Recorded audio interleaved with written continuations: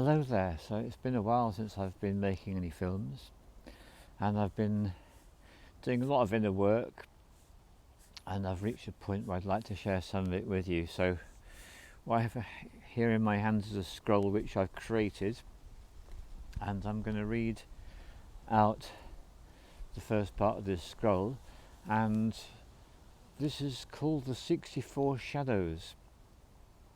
So I've done a lot of work with the shadows over the years, especially over the last 7 or 8 years, and I came across something recently where I was presented to it. It was presented to me as a gift, which is very much how I receive it, so thank you very much, Kat, for this gift, which is way beyond any price. So what I'm going to do is I'm going to read out the 64 shadows, and afterwards I'll give you a bit more of an understanding what it's about. So I'm going to start with the first one and work my way through. So the first shadow is entropy. The second is dislocation. The third is chaos. The fourth is intolerance. The fifth is impatience. The sixth is conflict. The seventh is division. The eighth is mediocrity. The ninth is inertia. The 10th is self-obsession. The 11th is obscurity. The 12th is vanity. The 13th is discord. The 14th is compromise. The 15th is dullness. The 16th is indifference. The 17th is opinion. 18 is judgment. 19 is codependence. 20 is superficiality. 21 is control. 22 is dishonor. 23 is complexity. 24 is addiction. 25 is constriction. 26 is pride. 27 is selfishness. 28 is purposelessness. 29 is half-heartedness. 30 is desire. 31 is arrogance. 32 is failure. 33 is forgetting. 34 is force. 35 is hunger. 36 is turbulence. 37 is weakness. 38 is struggle. 39 is provocation. 40 is exhaustion.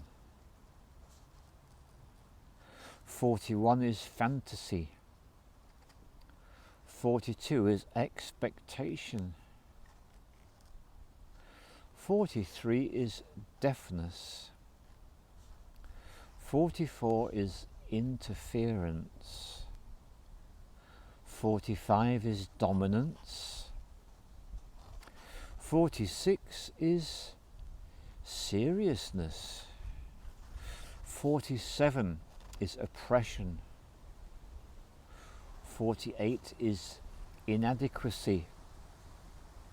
49 is reaction. 50 is corruption. 51 is agitation. 52 is stress.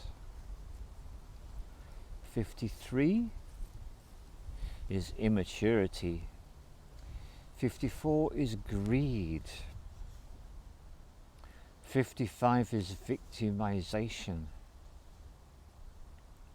56 is distraction. 57 is unease. 58 is dissatisfaction. 59 is dishonesty. 60 is limitation. 61 is psychosis. 62 is intellect.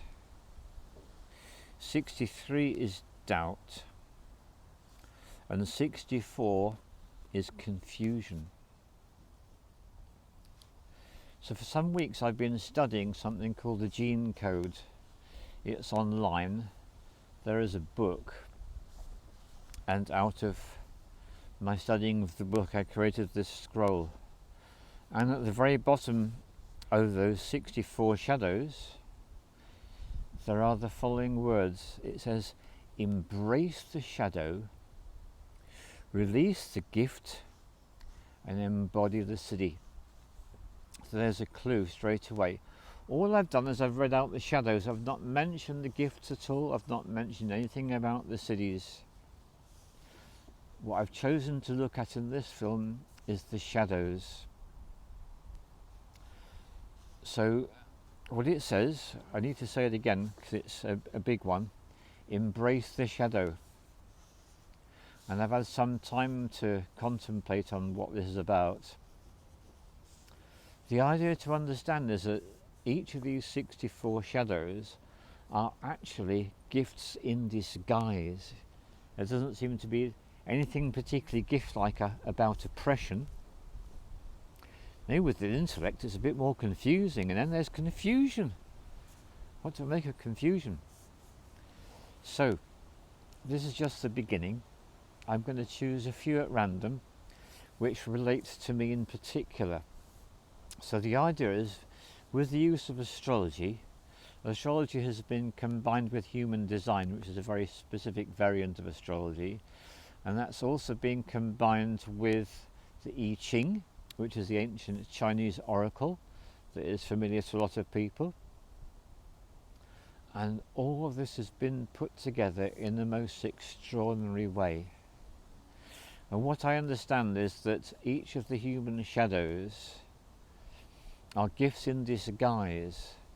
And when I started to read about this, I thought, so the idea is to release the shadow. And it was like, no, I was so wrong. I really hadn't a clue at that time. And when it was when I came to those words, embrace the shadow, that threw me straight into the 64th shadow, which, as you might remember, is confusion. So I went straight into confusion. Embrace the shadow? How is it going to help to embrace the shadow? What I'm beginning to understand is that when we become consciously aware of how these shadows operate in ourselves and in our lives, that literally is us being propelled on our journey through to the miraculous. And it's through becoming aware of these shadows we can access our gifts. And what we do with these gifts is we don't embrace the gifts. No, we embrace the shadows. What we do with the gifts is we release the gifts. And it's by releasing the gift of that shadow that we are then able to embody what is called the siddhi. Now, I've always loosely translated the word siddhi as gift, and it's just not good enough for this. I think the nearest I can come to is like the magic or the power of becoming a fully awakened human being. So really I would say that the siddhi is the awakened state, the fully awakened state. That's what this is all about. I am so inspired by the gene keys, and I have such gratitude to Richard Rudd, the author of the book. There is a website, so as I've mentioned, what I've done is I went on the website and I put in my data, my birth data, the date, the place and the time of birth. In other words, date, month and year, place, time of birth. I put this information into the website and it pops out this information.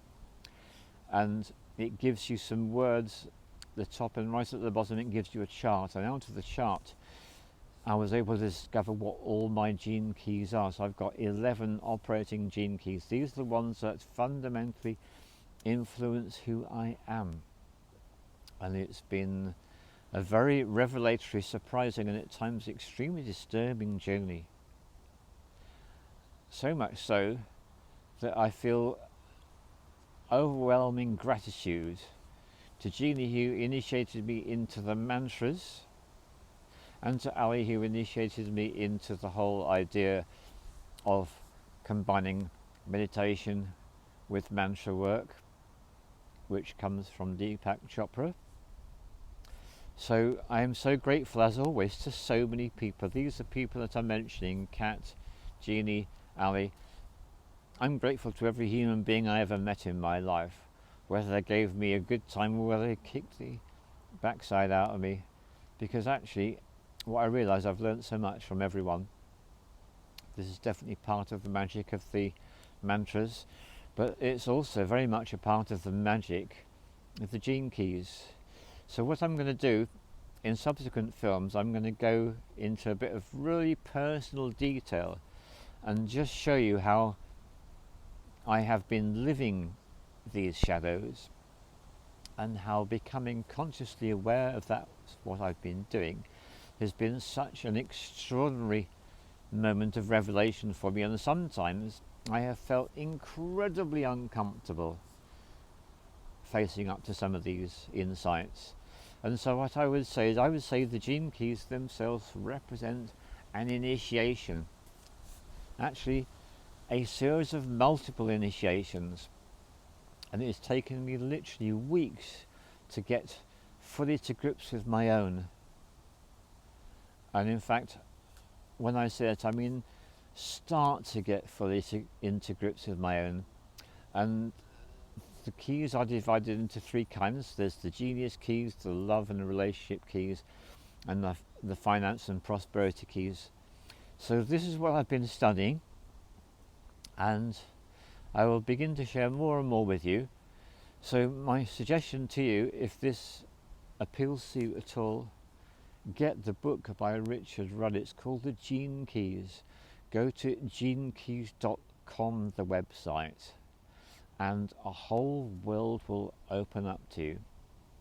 If you feel any resistance at all, then take that as a sign that you've come across something that's gold.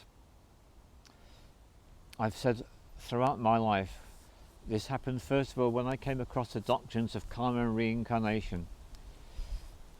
That was like a moment in my soul, a resonance, and it's like, yes, this relates, I can understand this, I feel passionate about this. But at the same moment I felt, and at some point that too will be overturned. So what I feel the gene keys are doing for me is they're overturning a lot of old belief systems which I've been very attached to for a long time. And I would say that my understanding of karma and reincarnation has been utterly shaken.